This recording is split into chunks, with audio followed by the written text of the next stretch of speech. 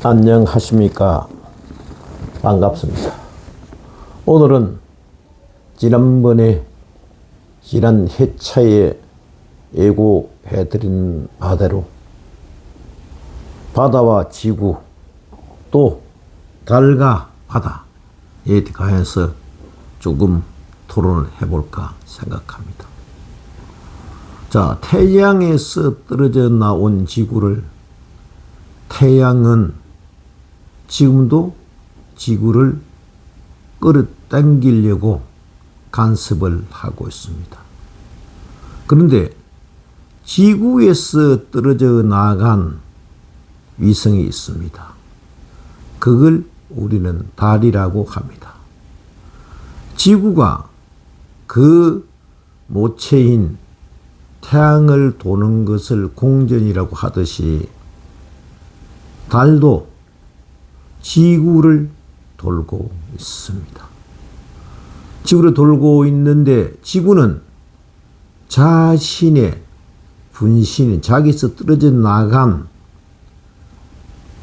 분신인 달을 끌어들이고 있습니다. 지구가 태양으로부터 벗어나기 위해서 몸부림치는 것을 자전이라고 그렇게 이야기했습니다. 그러면은 달이 지구를 한 바퀴 도는 것을 공전이라고 그러고 또 달이 몸부림치는 것을 자전이라고 합니다. 지난 회차에서 말씀드리기를 바다는 온갖 오물들을 다 받아들이면서 변화하지가 않는다고 그랬습니다. 단 한 가지 변화는 있습니다. 간만의 차이입니다. 민물과 썰물의 차이입니다. 민물과 썰물의 차이는 무슨 차이냐 할 것 같으면은 지구에서 달이 떨어져 나간 부분이 바다입니다. 바다인데 이 바다가 달에 몸부림치는 소위 자전에 의해서 민물과 썰물이 생기는 것입니다. 그래서 태양력은 태양을 중심으로 기록한 날은 1년 365일입니다. 그런데 달이 지구를 도는 것은 음력이라고 그러면서 이건 1년 360일쯤 됩니다. 좀 많이 모자라요. 그죠? 많이 모자랐는데 이게 왜 그러냐 그러면은 달이 지구를 도는 게 태양을 지구가 도는 거하고는 차이가 난다. 그래서 달이 떨어져 나간 자리에 바닷물이 고여서 있는 것인데 이 면적이 약 한 지구의 70%쯤 된다고 그럽니다. 마치 우리 인체에서 수분이 차지하는 중량이 7분의 1 되는 것과 흡사합니다. 그런데 이 달의 면적이 점점 줄어들고 있다고 그럽니다. 대신 바다의 면적은 점점 크게 성장하고 있습니다. 확대되고 있습니다. 그 왜 그러냐 하면은 지구 온난화 현상에 의해서 차츰차츰 바다물은 북극해와 남극해에서 빙산이 녹아가면서 조금 물이 늘어나고 있는 것입니다. 육지를 잠식하고 있습니다. 그 말은 뭐냐? 바다가 더 넓어지면 넓어질수록 수위가 올라가서 넓어지면 넓어질수록 달은 좀 적어지더라. 이게 과학자들이 하는 주장입니다. 그래서 달과 지구 사이에도 태양과 지구 사이처럼 인력이 발생한다 이 말입니다. 근데 그럼 이 지구상의 최초의 생명체들은 뭐냐 이야기할 것 같으면은 최초의 생명체들은 아메바라고 그럽니다. 바다에서 생기는 아메바가 어떤 계기가 돼서 분해를 하고 또 독립해서 또 분할을 하고 그 과정에서 만물이 생겨났다 이렇게 이야기를 하기도 합니다. 과학자들은 그렇게 주장을 해요. 하는데 그건 그 증거는 뭐냐? 인체를 볼 것 같으면은 인체에 있는 물은 인체에도 한 70%를 수분이 차지한다 그러죠. 그 70% 중에서 다 염기, 소금기를 가지고 있습니다. 인체에서 흐르는 물들은 다 짜요, 이렇게. 피도 짜고, 눈물도 짜고, 침도 짜고, 소변도 짜고, 그죠? 다 짜다. 짠데, 우리가 어머니 뱃속에서 10달 동안 있을 적에 그 양수라 그러죠? 그 물도 염도가 2%쯤 된다. 그래서 그걸 가지고 인류의 최초의 인류가 된 생명체는 바다였다. 그럼 인류만 그렇느냐? 모든 동물들의 피는 다 짭니다. 그죠? 그래서 이건 다 동물들이 바다에서 최초에 분화돼서 육지로 올라온 것이다. 그렇게 주장을 합니다. 그런가 하면은 동물들만 그러냐 하면은 식물들도 다 그래요. 그죠? 식물도 다 그래서 우리가 건강하게 볼 것 같으면은 사생이 있어요. 그죠? 약태생, 고등동물, 양난생, 알로스 부화하는 것, 그 다음에 약습생, 남녀가 암수가 없어도 습기에서 태어나는 것, 또 변화해서 태어나는 것, 그 사생이 있는데 사생의 원시죠. 원래는 아메바부터 출발해가지고 사생들이 태어났다. 존재한다. 이 말이거든요. 그런데 요 사생들이 다 물을 매개체로 합니다. 그게 약태생들은 어머니 뱃속에서 양수가 있어서 양수에서 태어나고 그 몸속을 흐르는 피가 수분이 70%를 차지한다 이 말입니다. 양난생들은요, 알들을 가만히 보면은 알이 전체가 생명체가 아니고 알이 흰자가 있고 노란자가 있는데 흰자는 생명체가 있고 노란자는 그 생명체가 부화할 때까지 먹고 살기 위한 식량이라고 이야기합니다. 그 다음에는 나무 있죠. 나무 씨앗 아닙니까? 씨앗들은 세 가지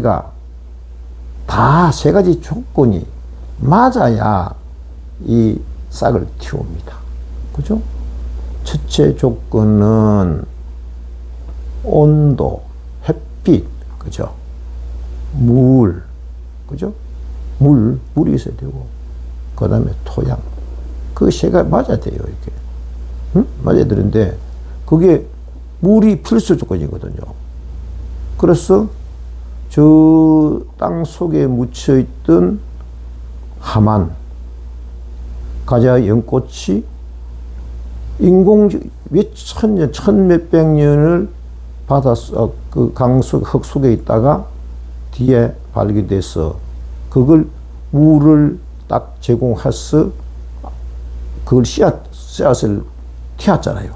움터서 지금 그 연밭을 이루놓고 있어요. 이렇게. 그게 뭐냐. 3대 요건이 다 맞춰서 그런 세상에 왔다. 이 말이거든요. 그러면은 바다는 뭡니까?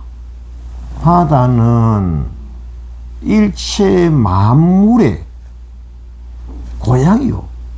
부모요. 그죠? 부모니까 그걸 다 받아줘야 될 거 아닙니까? 그래서 바다가 일체 만물, 일체 중생들을 다 받아주면서 그 사람들을 다 구제하고 있는데 구제불능의 생명체가 없는 것은 받아주지 않는다 하는 것을 제가 지난 회차에 말씀을 드렸습니다. 이런 이론들은 부처님 경전에 볼 것 같으면은 구체적으로 다 써놓지는 않았습니다만은 부처님은 3500년 전에 이러한 사실들을 알았던 것 같아요. 함경을 보든지 또 일반 경기를 보더라도 부처님이 생각하는 깨달은 범주는 무궁무진해요. 진짜 다 깨달은 거예요. 그죠? 그래서 그래 부처님이 우리가 그 시박설, 십선설 중에서 제일 참기 뭐냐 그렇다면은 살생을 하지 마라 그잖아요. 남의 생명을 함부로 끊지 마라. 그거 뭐냐? 살생이 뭐냐 그렇다면요. 우리는 하나입니다. 우주 밖에 존재하는 최소한 지구상에 존재하는 일체 만물들은 다 시조, 조상으로 찾아서 올라가 보면 최초에는 단세포, 세포가 하나인 아메바에서 출발해가지고 그 아메바가 산소를 만나고 분해해서 육지로 올라온 것도 있고 바닷속에 있는 것도 있고 그죠? 또 산으로 올라가서 나무가 된 것도 있고 분해해서 다 이루는데 지구 덩어리를 볼 것 같으면 우주를 볼 것 같으면 우주 밖을 볼 것 같으면 다 하나의 생명체다. 그래서 살생을 하지 마라 이러는 겁니다. 살생하지 말아라. 단 살생을 우리가 꼭 뭐 생명이 있는 생명체만 이야기하지만은 식물들도 그죠? 우리가 공경하잖아요. 이 음식이 어디서 왔는가? 내 덕행으로 바퀴가 부끄럽네. 마음의 온갖 욕심을 부리고 육신을 이청하는 약으로 하라. 깨달음의 삶을 이루고자 이 공양을 받습니다. 음식을 하나 먹어도요. 이 음식이 내가 깨달음을 얻기 위한 양식으로 먹어야 되지. 내가 이 음식을 요즘 뭐 호화호식 그러죠? 이 음식을 내가 다른 데 쓰기 위해서 내가 이 맛을 찾아다니면서 그리 하지를 말아라 이 말입니다. 옷도 고이호식 옷도 계속 명품을 찾고 명품 가방을 찾고 명품 보석을 찾고 그런 짓도 하지 말고 이 모든 것을 내가 깨달음을 얻기 위해서 방편으로 삼아라. 그건 부처님이 2500년에 이미 설하셨어요. 부처님의 위대함은 이렇게 크게 대각을 이루시고도 이것은 이 우주 법계에 존재하는 진리는 나하고는 아무런 관계가 없다. 나 서가모니하고는 아무런 관계가 없다. 내가 태어났든 안 태어났든 이 진리는 존재한다. 다만 내가 이 진리를 깨달았기 때문에 붓다다, 부처다 이런 말씀을 하셨어요. 그래서 누구라도 깨달음을 정득할 것 같으면은 나와 같은 부처님이 될 수가 있다. 그게 대성불교, 대중불교의 교리이자 가르침입니다. 누가 그런 깨달음을 얻었겠어요? 그죠? 그래서 아직까지는 서가모니 부처님 이후에는 깨달음을 정득한 분이, 완전한 깨달음을 정득한 분이 없다 이 말입니다. 그 중에서는 조금 깨달음을 얻으신 아라한의 경지에 오르신 분들은 많습니다만은 대각을 이루신 분은 서가모니 부처님 한 분밖에 없다. 이런 말씀을 드립니다.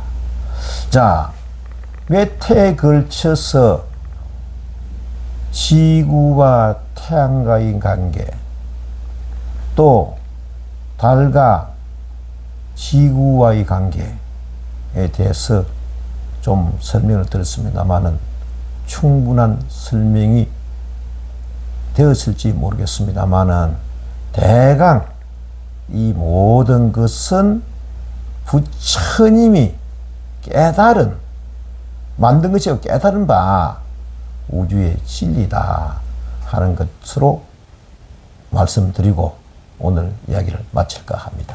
감사합니다.